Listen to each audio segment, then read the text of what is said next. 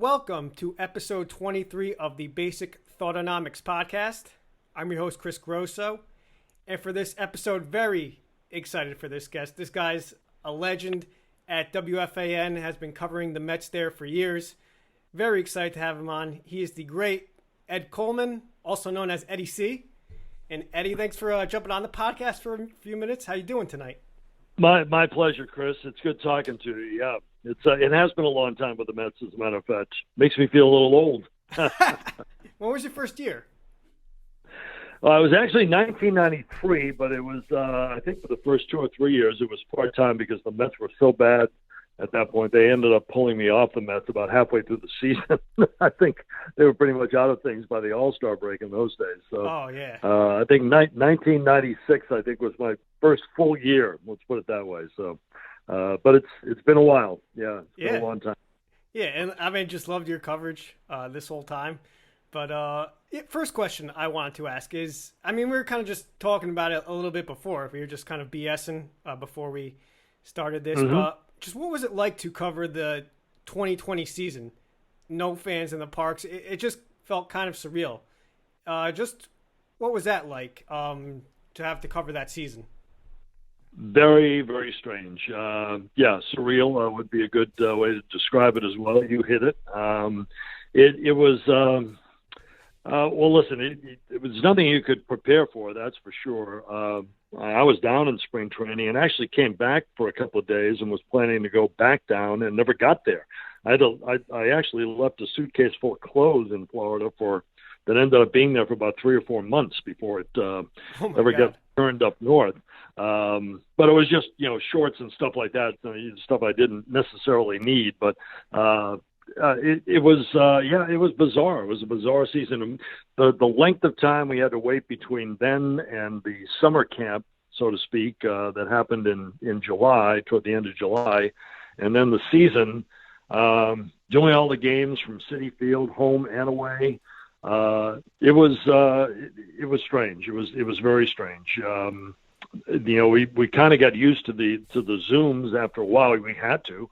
There was no other way to go about things or talk to people. But usually you can have one-on-ones with people and talk to people the next day about something that might have happened in the game. The night before, the day before. Why they did something, why they threw that pitch. Couldn't do that anymore. No. So that really that took away from the. A lot of the one-on-one stuff and a lot of the closeness that you get, when you can enter a locker room.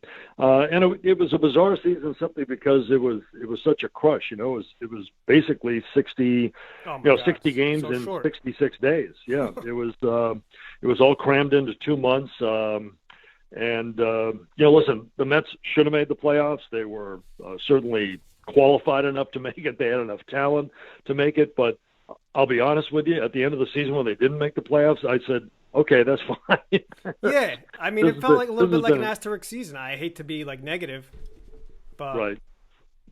Yeah, well, I was kind of glad to see it come to an end in a sense too. Again, they should, like I said, they should have been a playoff team, and I think that's helped them this year because I think there's a certain fire burning within some of them to kind of atone for last year, but. At the same time, it was almost good to get it over with last year. No doubt. I was going to ask you, I thought you might have been at spring training, but as I was saying before, we were talking a little bit before this, you're not there. But I was going to ask if Steve Cohen, new ownership, seems like a new era. I was going to ask if you had a feel, if really had that new era kind of vibe. But I guess I do. I do feel that. I haven't talked to Steve Cohen. I've never met him. I've seen him at the ballpark, and I know who he is. But I've really never spoken to him. I'm impressed with what he's done so far and the way he's related to the fans and the way he's kind of ingratiated himself into the picture, but hasn't taken over things. We were so used to for years, the Wilpons kind of intruding into areas where they probably shouldn't have intruded.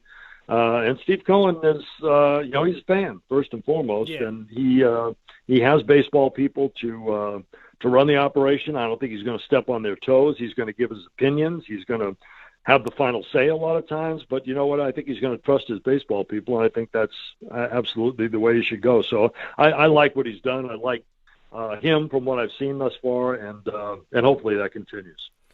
And that brings me to my next point. I wanted to get your thoughts on the Mets offseason.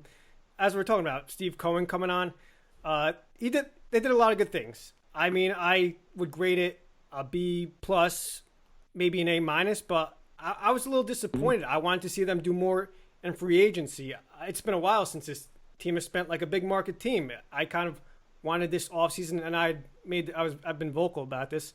I thought it was going to be like a return to that 04 offseason when Omar Minaya took over at the helm. And though they didn't spend as much like financially, but they got the two best free agents. They got Carlos Beltran, Pedro Martinez. I thought it was kind of going to be a return to that. They didn't get one of the big three. They obviously made a big pitch at Bauer. They did get Lindor, so a lot of people are pointing to that as being the technical free agent acquisition, but I'll believe it when I see it, when they lock him up. So I just want to get your thoughts on this offseason, because I thought it could have been an A+, but what was your take? What would you have graded it? Just, thoughts there. Yeah, I listen, I thought it was a good offseason, all told. I was a JT Realmuto fan, and I think he was far and away the best catcher, and I think he was probably the best athlete amongst the top three free agents. And but I did understand when Sandy Alderson explained it later. I did understand it. It would have taken some time for Realmuto. I think he was going to be cautious. He was going to wait and see, what kind of offers he could get. That was kind of a black hole for the Mets. They had to fill that catching position. They had another guy who is, I don't think Realmuto, but I must say that I've been impressed with him so far, and the pitchers seem to love him. Yeah. So that's a great sign. I think James McCann, he's not going to be a big home run hitter. I think he understands what kind of hitter he is, and I think that's a good thing because I think he's become a better hitter, and I think he'll continue to do that. And I have no questions or no qualms about him behind the plate. That's where he spends most of his time and his energy, and I think he realizes how much defense and running a pitching staff and handling a pitching staff is to a team. So in that sense, I think they made out fine with McCann, even though they didn't get Realmuto. I thought they turned to Springer, and I thought Springer would be here. That's who I wanted. But he's not. He's not. It would have solved the center field situation, period. Again, to me, there are a lot of extenuating circumstances here with this.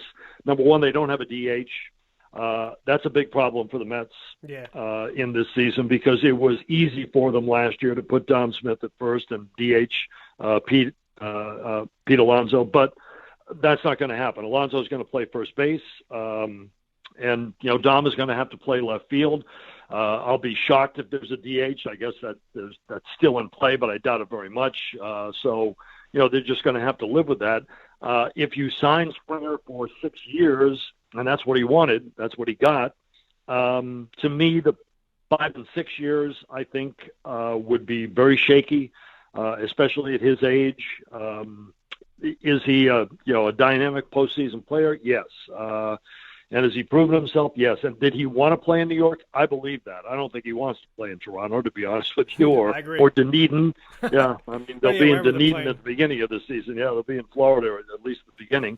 I think he wanted to be here, but it didn't happen. And they were going to go 5 tops, and he wanted 6. And listen, if he really wanted to be here, then they probably could have worked something out. But it didn't work out that way.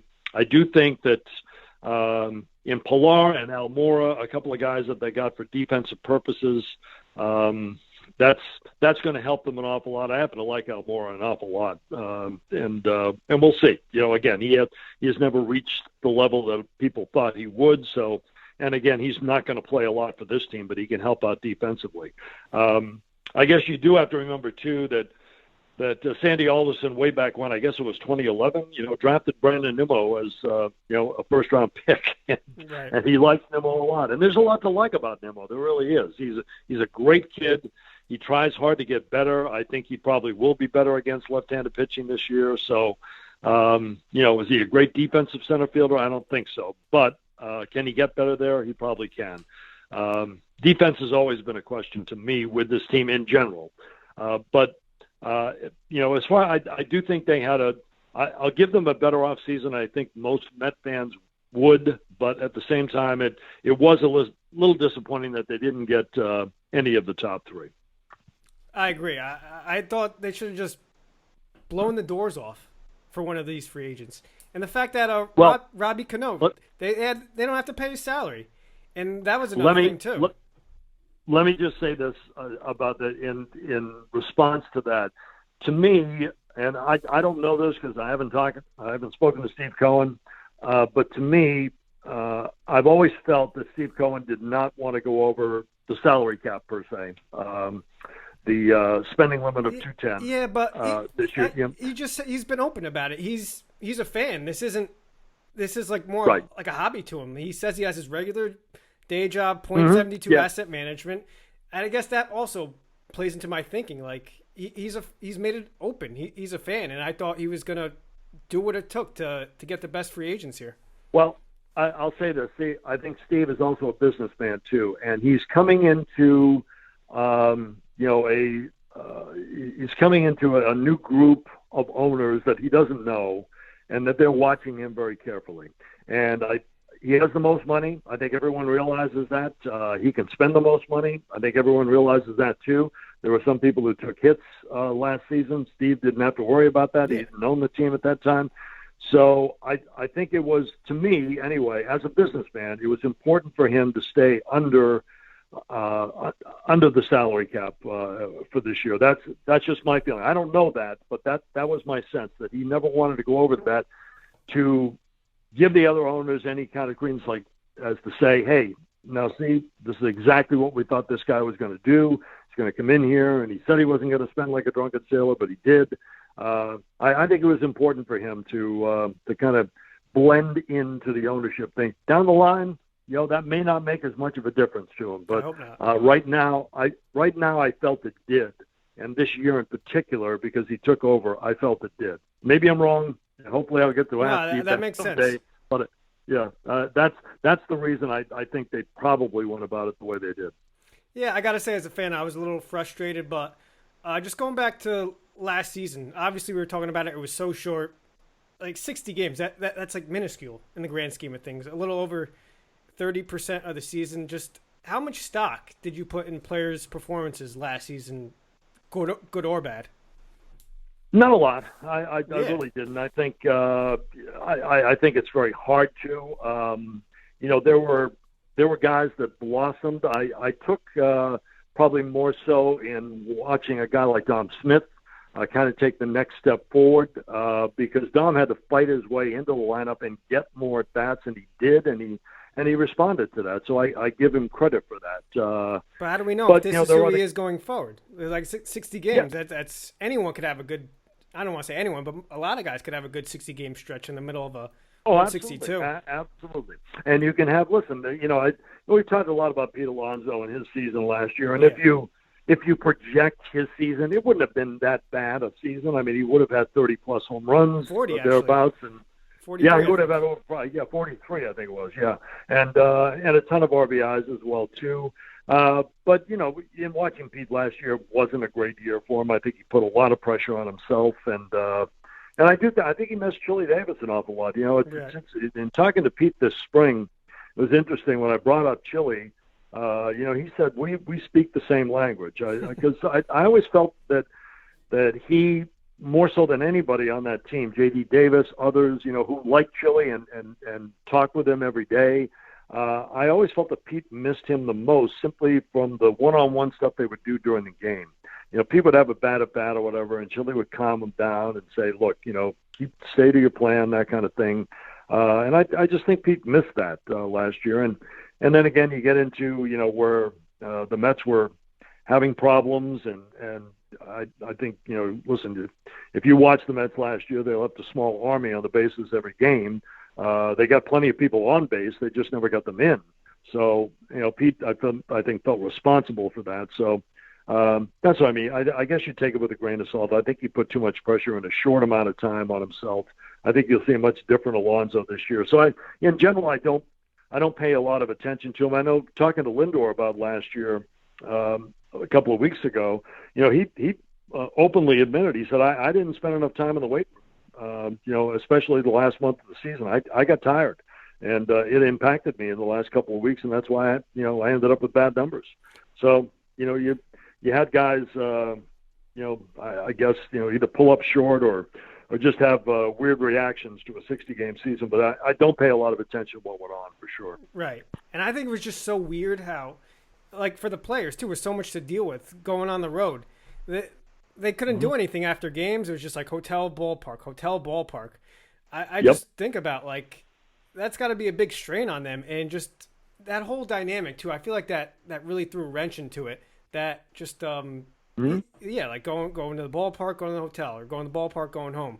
So I think it was so weird from that standpoint. And going back to Alonso, I wanted to get your take on this. I think it might have hurt. I think no fans being in the parks might have played a factor too for him, because he just seems like that guy that just feeds off the energy of the fans, and he just loves being a Met. He loves playing in New York. Do you think the absence of fans might have just played a factor in his, his mindset, his play? No, absolutely. I don't think there's any question about that. Most of the players have been very open about the fact and again, we've down in Port St. Lucie, and you don't have the same adrenaline rush, from the fans down there that you would in New York opening day or, opening week of the baseball season. But the fans, the players have all said they love having the fans back, just to hear people. Right. Oh my God. And maybe to stop the drone of the artificial noise that they had to hear all last year. Yeah, I know. Well, everybody did it, and it was part of the game or whatever. We just had to live with it. But all of them have remarked about just having fans, and some of them have even said just the fact that you can smell popcorn and hot dogs. Oh my! Yeah, I love it. To smell sausage, peppers, and onions. No, exactly. But you didn't have that last year. There were no fans. So there's no reason to cook anything. So it was all very sterile, very artificial. So it's different. Yeah, it is different this year. How it plays out, and what I still think, the beginning of the season is not going to be a lot different for these guys. I mean, they're still some fans on the road. There'll be fans. Yeah, there will be fans, and that's I think that's a good thing. As long as you go with the guidelines and do it by percentages or whatever. But I think when they're on the road, they're still going to be in hotels, and they're still going to be kind of quarantined in a way. They're not going to be able to do a lot of the things that they normally do. We're all creatures of habit. Ball players, they play a game, they go out and have a beer afterwards. Well, that's what they want to do. Okay, now they have to go back to the hotel, and if they're going to have a beer, they have to do it with 2 of them in a room as opposed to 6 or 7 of them in a room. So it's just you have to adapt, but. Like I said, they're creatures of habit, and as soon as they can get back to the old ways, I'm sure they love it. I'm sure we'll all love it. Hell yeah. We were talking about how short the season was, and we were talking about some players' performances. How about Michael Conforto? He just, obviously 60 games, but he just played out of his mind for those 60 games. And more so from an average standpoint. He's always shown the power, hitting for home runs, RBIs, but the average was by far the best of his career. Are you a believer? Do you think he could be this player going forward? What'd you make of Conforto's 2020 season? Yeah, I'm a big Conforto fan. Always have been. There are guys with sweet swings, and when they come along, you don't let them go. So I certainly hope they sign him up long term, along with Lindor, and I think they will. There's a lot of reasons to keep Michael Conforto here. He's a good person. He's well respected in that locker room.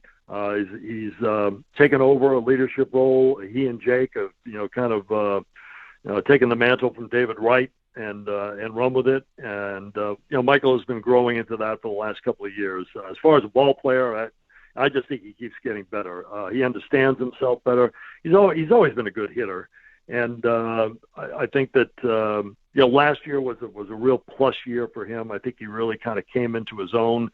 I think he realizes that, and there have been times too in the past where, he's gotten a little too home run happy, especially when he's gone into a streak where he's hit, 3, 4, 5 games. He's hit, 3 or 4 home runs. And and maybe the power starts to come, and he thinks he can go that way. I think he realizes that right now, if he just takes good swings with that swing that he has, the home runs will come, and there'll be a lot of gappers, as they say too, and that's why I think the average came up last year. So I see him getting better. I see him getting smarter. He's a great kid. I shouldn't call him a kid. He's getting to be a little bit older right now. 6 years now. Yeah, he has. But he's a leader, and he's a guy that you want. You want out there in right field for a long, long time. I know you haven't been in. We talked about it before. We know you're not in Port St. Lucie, but what's just been your early impressions of Francisco Lindor? Do you feel like he's fit in well, and just what are your expectations of him? Yeah, I don't think there's anything he hasn't done. He was running the camera. I saw that. Game today. It was actually he's been in everything, and he's gotten after guys, which I like a lot. You know, he's a new guy, but I think he's well respected in this game, and I think he knows that, he understands that, but he doesn't lord it over people. He just uses it as a tool to be a leader for this team, and I think it's great. He's worked with J.D. Davis and some of the younger guys at third base. He's helping Neal at second base. He kind of runs infield drills an awful lot. He's taking a leadership role with, some of the extraneous stuff like pumping music into the compound down there when they do drills out on the backfield. So, listen, I think he's been worth his weight in gold.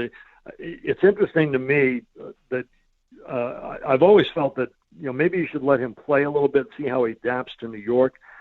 At the same time, in watching him from afar, even and the way he's blended in with this team and the leadership role that he's shown, it's almost like you better lock this guy up and get him under contract here, because this is going to work out okay.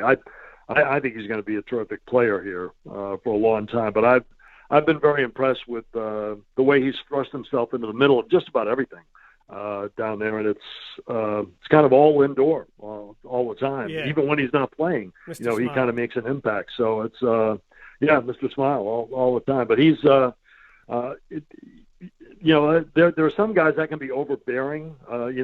Some people will say that's enough. I don't want to hear anymore. I don't want to see anymore.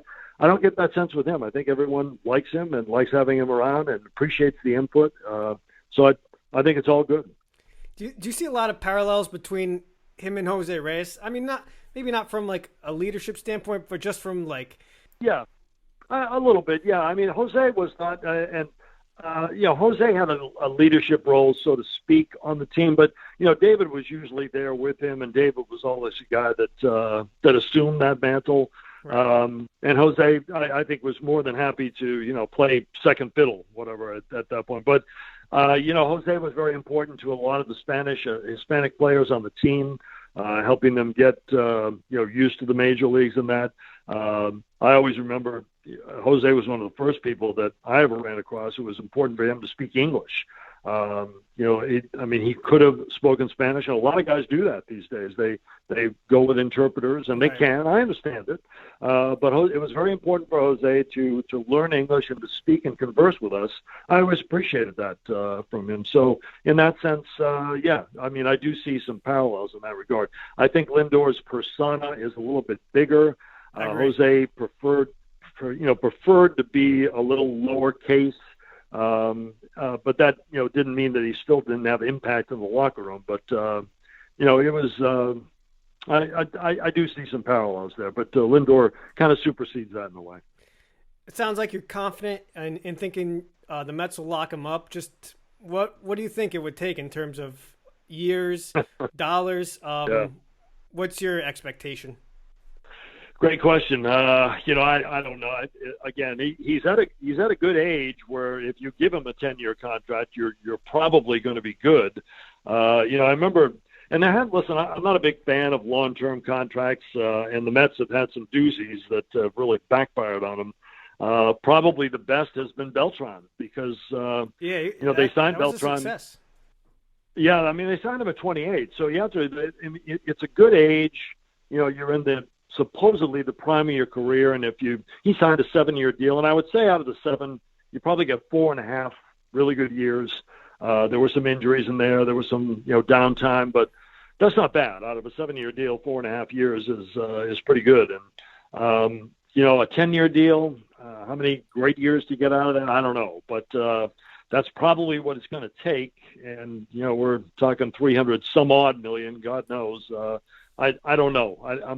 I'm not sure exactly what it's going to take to sign him. And but I do think they'll make a push. And I think they're making a push this week, as a matter of fact, to try to get something done. And I'm not surprised if in the next week or 10 days there is some announcement with Lindor. I think they want to get that done. Conforto might be a little bit more difficult simply because of the Boris connection, but I think they will get that done too. And even if Lindor's deal does not get done here at the end of spring training, I'm sure there'll be panic time with a lot of people, and it'll be a big story by the end of spring training.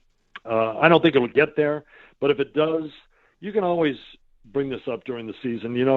I always get a kick out of players who say, I don't want to talk about it during the season. You're not talking about it. Your agent's talking about it, okay? It's not you, all right? All you have to do is let your agent do the work, and then when you get a deal or he gets a deal that, he feels is a good one for you, he'll come to you, okay? And then, if it's on your mind, then fine. But you don't have to worry about it. You're not in negotiations every day, so I don't buy all that stuff a lot. It just sounds like you're very confident they're going to lock him up. I don't know. I'm still a little skeptical. I mean, I know Alderson's technically not the GM. It's Zach Scott, but I still think he's running the show. I haven't seen the Mets really make that financial commitment under his helm, and I know the majority of his helm was under the Wilpon leadership. But I guess it sounds like you're really confident this will get done. No, I am. I think it was a big splash for them. Obviously, they, like we said before, they didn't get one of the big 3 free agents. So Lindor was pretty much, the guy that they went after. And I think that's, kind of his legacy in a way. I mean, we talked about Brodie Van Wagenen ad infinitum with the Robinson Cano deal. For good or bad, or however you liked it or not liked it, that kind of earmarked his regime here. So this may be the earmark of Sandy's second time with the Mets, the Lindor deal. So I think he feels maybe not an urgency, but I think he feels like they have to get something done and have to lock him up. So we'll see. I hope so. And that brings me to my next point. You had brought up Brodie Van Wagenen, the deal that most sticks to him, the Cano Edwin Diaz deal. Mm-hmm. Just what's your thoughts on Edwin Diaz? He looked great last year. I mean, after that second game of the year, gave the home run to Ozuna, and other than that, in the Yankee game, that meltdown where he gave up 5 runs, he kind of looked like that guy in Seattle. But then again, short sample size. So what are you expecting of Diaz out of this season? He's looked great so far this spring.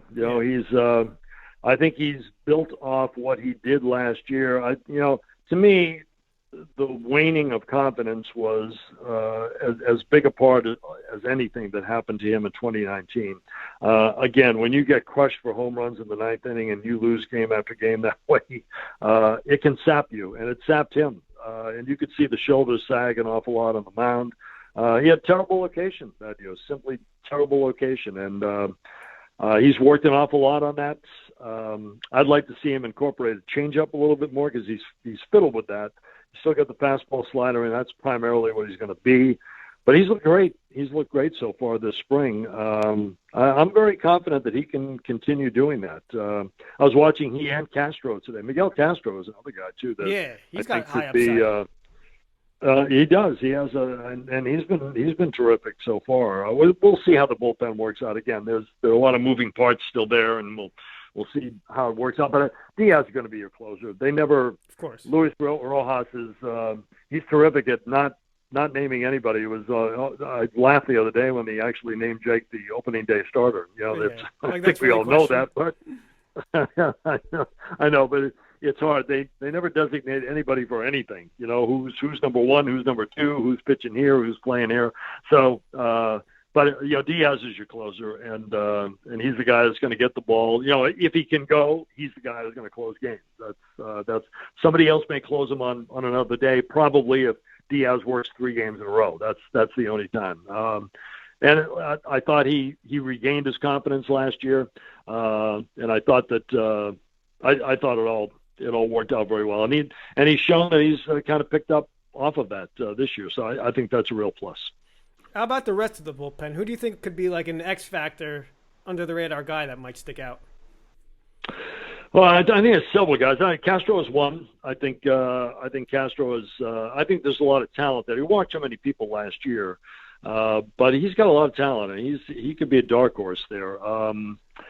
There are other guys too. I would say Sam McWilliams, except today he went out and walked the bases loaded, but then he got the next 3 outs. He got a strikeout and 2 pop outs. A lot of moving parts with him, though. He's 6'8". He's kind of like Dylan Betances.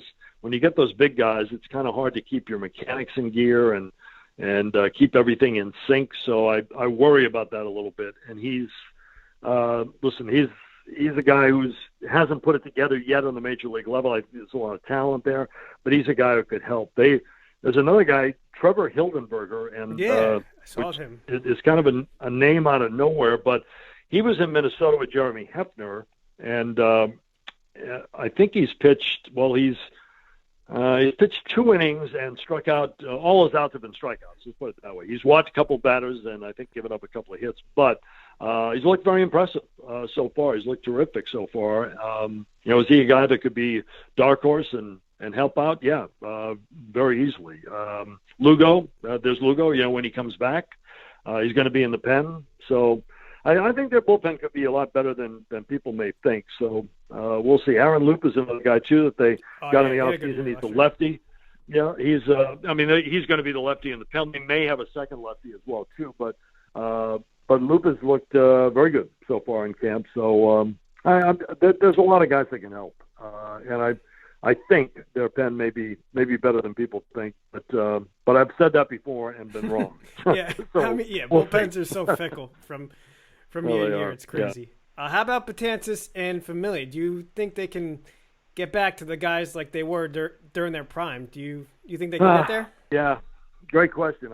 I'd like to say yes. I think I worry about Familia more than I do Betances. Familia keeps walking people, and that's a problem. I mean, Jerice just has to trust his stuff, and I'm not sure he can do that, but we're going to find out over time. That's for sure. I think Betances has a chance that he's. I don't know if he's ever going to get back to the 98 he was nasty breaking ball guy, but he's. I think there's a chance that he can get back there. I think. The Achilles and the shoulder together. He said that he had no problem with the Achilles last year, but I do think that the two of them in concert, probably just kind of decimated his season. And he was never the same pitcher last year. He's trying to build up his arm strength. I think there's more of a chance for Betances to be more like what he was. They're working with arm angles with him. They're working on repeating his delivery. And again, that's difficult when you have a 6'7", 6'8" guy. The taller you are, you get a lot of moving parts out there, and it's harder to do. But I think there's more of a chance for a Betances reclamation than there is Familia. That's the way I would look at it right now. See, I'd flip flop on that. I think it's the other way around. But well, okay, yeah, might be right. I don't know. I mean, both these guys have been marred by injury the last several years, so yeah, we'll see how it plays out when it comes to them. How about the rotation? Obviously, we know what we're going to get with Jacob deGrom. But what about 2 through 5? I think it could be very boom or bust. There's a lot of, I don't know, it could be very suspect though. Stroman didn't look like that same guy he was when he came over from Toronto in 2019. Obviously opted out last year. Carrasco's had some good stretches with the Indians, but obviously has the leukemia. Hopefully he can bounce back from that. He had a good year last year in the short limited time. Mm-hmm. David Peterson, short sample size, looked good, but like I said, short sample size. And then Lucchesi and I'm not sure, Taijuan Walker going for it. Just what are your thoughts on the rotation outside of Jacob deGrom? Yeah, it's going to be interesting because I don't know how it's going to slot out at the beginning of the year. Carrasco. We talked to Rojas today about Carrasco, and he was late to camp. They're going to work him in a lot of live BPs and stuff like that. I don't think he's going to be in game action for a while. So I think that's a problem. Will he be ready? Is he going to be ready? Yeah. Well, I think he will be, but he might be more like a 4 or 5 right. in at the start of the rotation. I think he will be ready. He just might not. I would always expect him to be like a number 2 guy behind deGrom, but I'm not sure that's going to be the case at the beginning of the season. Stroman, we'll see. He's got a new pitch. He's not lacking for confidence. No. He'll tell you that he's going to win 30 games. Exactly. And, we'll see. If his sinker is there and he's got the split change, and if that works, it has thus far. If that's part of his repertoire now, again with the sinker and slider, maybe we'll see. He's always talked a good game. I just haven't witnessed it in a Met uniform. No. The equal of it. So we'll see what he is. I like Taijuan Walker. I like what I see from him. He pitched today. I guess my question is with a lot of these guys, Walker, Carrasco, even though he's done it before, David Peterson, how many innings can he get out of these guys? Right. And I think that's a big question around baseball, period. I think you're going to need, 9, 10 starters this year. I really do. I think most teams are going to go that deep for starters simply because you're going to have innings limits on a lot of these guys, whether you like it or not. Definitely Peterson. I think David Peterson. Peterson has worked 130 innings in 19 or in 18 and 19, and then he worked, I think, 50 something last year or whatever. So where does he? Can he go to 200 innings? I doubt that. Taijuan Walker hasn't pitched. Yeah. I think he's pitched about 80 innings over the last 3 years. Yeah, they brought that up on the broadcast today. Yeah, how far can he go? I have no idea. Can Carrasco go back to 180 and 200? And you would normally say yes, but I'm not quite sure that that's going to be the case. So we're going to find out. But I in general, I like the rotation. Yeah, I think it's a good one. I think it's one that they can live with. I do think it's going to be important for a lot of guys to come out of the bullpen and throw multi-innings, couple of innings at a time. And I think they'll have a number of guys that out there that can do that. Hopefully they will. But it remains to be seen. Like I said, I think the more pitching you have, the better off you're going to be, even if that pitching is not A or B pitching, if you get my drift. The Lucchese's, the Yamamoto's, those kind of pitchers may turn out to be more valuable than you might think at the beginning of a normal season, coming off the season that we're coming off of.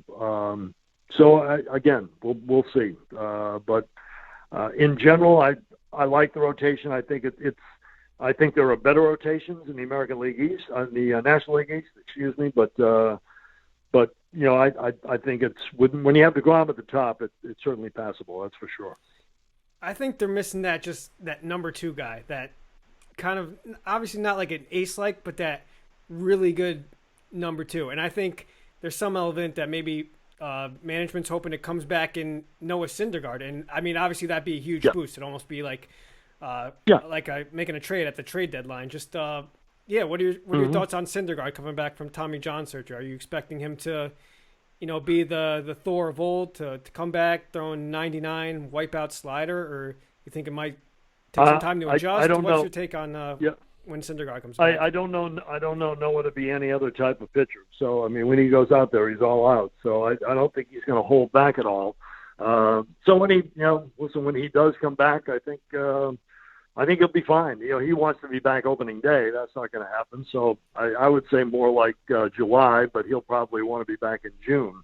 If that's the case, all the better if he's healthy and good to go, because it is. It's like getting a big chip at the trading deadline. It's a big plus when you get a guy like that. It's kind of like the Yankees with Severino. They're looking forward to him coming back. It's going to be a big boost for them. Syndergaard should be a big boost for the Mets. And you can always use a guy like that with innings to spare. You've got half a season where, he can ramp up. Can he go out there and pitch 80 innings or thereabouts or maybe more? That'd be great if you can get a guy like that at that point in time. Be terrific. How about his future? I think I had heard like last week, Sandy Alderson brought him up as a possible extension candidate or trying to re-sign him. How about him in terms of that? Do you think we might have to see how his performance is this year? Yeah, I mean, I think they're going to watch him when he comes back. I mean, they're not going to. I don't think they're going to extend him this spring. I'd be surprised if they extended him this spring, but I do think that they like Syndergaard, and I think Noah loves New York, so I think he'd like to stay here as well. And so you have kind of a mutual situation there, and I think they'd be amenable to that. But I would think that they would like to see him come back and see what they have. Let's put it that way. So that'll take some time down the road, I think. How about an X factor on this team? Whether it's lineup, bench, rotation, bullpen, someone who might play a really big role that you might not, a player that might not jump off of the page. Does anyone come to mind? It's interesting. I'll throw out a name. How about Luis Guillermo? Okay, who had a very good year last year. That is interesting. Yeah, well, there's a guy. I think Luis kind of understands what he is and what he's supposed to do at this point in time. I used to watch him in spring training all the time, and I always wondered, why didn't we see the same player when he got called up to the major leagues? Well, because he wasn't used to, coming off the bench and sitting for a couple of days and going in for defensive purposes and maybe getting one at bat and that's it. So I think he's learned his role, and I think he's become comfortable with it. So, there's a guy I think that can help out a lot. He's a good hitter, and he's a very good defensive player.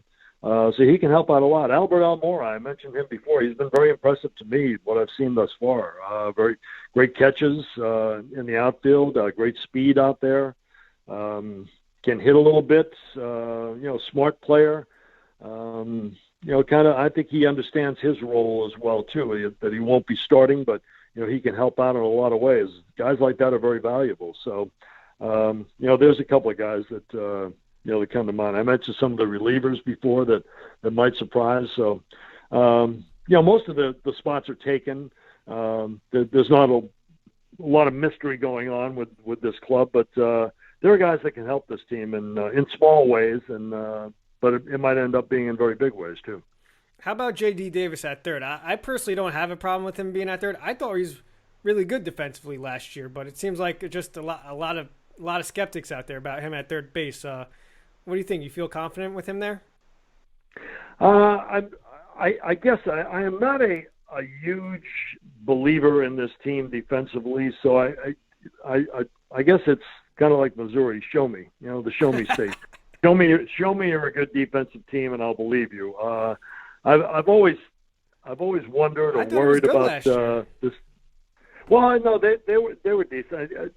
He didn't make the crazy play, but he made the routine, sometimes even more. Oh, you're talking about JD? Yeah.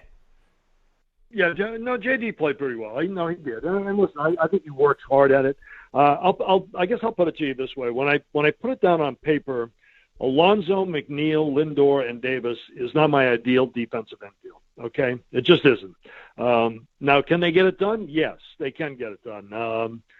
Can they get it done in crunch time, important outs, late inning outs? I hope so.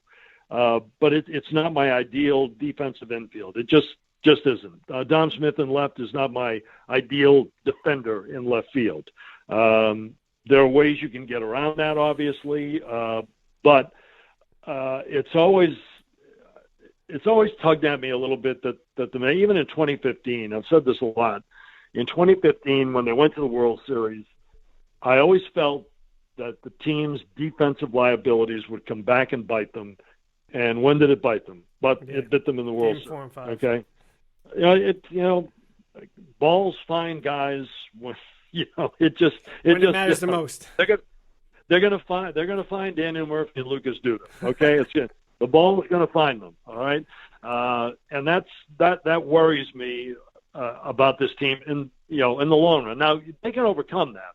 If you get great pitching, if you hit the baseball enough, score enough runs, you can if you get ahead in games, you can go, for defense late in games and shift things around. So there are a lot of ways you can get around it. But defense does worry me about this team a little bit. And when you look at it, they played better defense today, but they had 7 errors, I think, in 2 games. Now it's spring training, and you're working through this. But those things can always rear its ugly head. So we'll see. And to wrap up, let's talk projections. I mean, I know I don't expect you to give me like a win-loss number, but just what's your expectation for this team? You think are you thinking division title? You thinking wild card? You thinking they'll be in the race to the end? Just what's your expectation for this team? I think they can be a division winner, but I think it's a heck of a division to get through. I really Very do. Good division. Atlanta's going to be there. I don't know about Philadelphia and how much better they'll be, but I can pretty well guarantee they'll be better than they were last year, and they'll have a better bullpen under Joe Girardi. That's for sure. Yeah, well, they're one of the worst ever in baseball, so I think they have to be a little bit better. I can't, Washington is healthier, so I can't see them, having the kind of season that they had last year. And I'm a big Don Mattingly and Miami fan. I think the Marlins are going to be a very dangerous team eventually. I'm not sure that they're going to do a lot of damage this year, but they're still a team that can cause you problems and give you a lot of problems. So I think that it's a very tough division to get through. I don't know how many it's going to. I'm not sure how many games it's going to take to win this division, but I think they can win this division. I'm not saying they should, but I think they can. But they should be a playoff team. They're talented enough to be a playoff team for sure. I hope so very much. And just last question. I listen to Mad Dog on Sirius XM, and I feel like I hear him bring you up. Do you guys still hang out? Do you socialize? Do you live in up there in Connecticut? I see. Chris's youngest son. I'm the godfather to his youngest son. Wow. But I mean, that's not the reason we still keep in touch. Yeah, we have always kept in touch over the years, and even after he left the fan, I don't get to see him as much as I used to, but we talk a lot, and we'll FaceTime every now and then, and so yeah, no, we're still very close in that regard, and we do hang out. We have a lot of things that we have in common. We like music a lot, and we like the same kind of music a lot. Yeah, so we talk about that a lot, and sports, of course. But and our families have always been close. So yeah, no, I do see him a lot. Still love him, the wacky guy that he is, but I still love him. He's the best. Yeah, well, Eddie, appreciate you coming on, giving me a few minutes. Yeah, this was fun. Looking forward to the season. Hopefully it's a good season. Hopefully it's a fun season. Hopefully you can kind of get back to normalcy somewhat here in the next few weeks with vaccines and hopefully hospitalizations and deaths and everything going down. So, I just appreciate you coming on, and hope to talk to you soon. No problem, Chris. Good luck, and we'll talk along the way. But it was fun talking tonight, and go Mets. Yes, absolutely. Or as Pete Alonso would say, LGFM. LFGM. Come on, Ed. LFGM. Yes, that's right. I flipped it around. My fault. Yeah. Yeah. I don't want to misquote Pete. Yeah, I just prefer the regular LGM, but I like how you're being trendy there, keeping up with the young people. Yeah, I think a lot of people probably would prefer it that way. Yeah. But thanks. Enjoyed it, Chris. All right, thanks, Ed. Take care. See you later. All right, bye-bye. And that'll conclude things on another episode of Basic Thoughtonomics. Want to thank the great Eddie Coleman again so much for coming on. Really fun episode there. Feel free to follow me on social platforms if you'd like, on Instagram at Basic Thoughts Pod, on Twitter at Basic Thought Pod. Couldn't put an S on the end of thoughts. It would go over the character limit, so it's just Basic Thought Pod. I should probably change that and make it uniform now that I think about it, and I mention that at the end of every episode. I got to work on that. And if you want to follow my personal accounts, it's at ChrisGrosso16 on Twitter and Instagram. And thanks, guys, for listening. Hope you enjoyed it. and have a good week.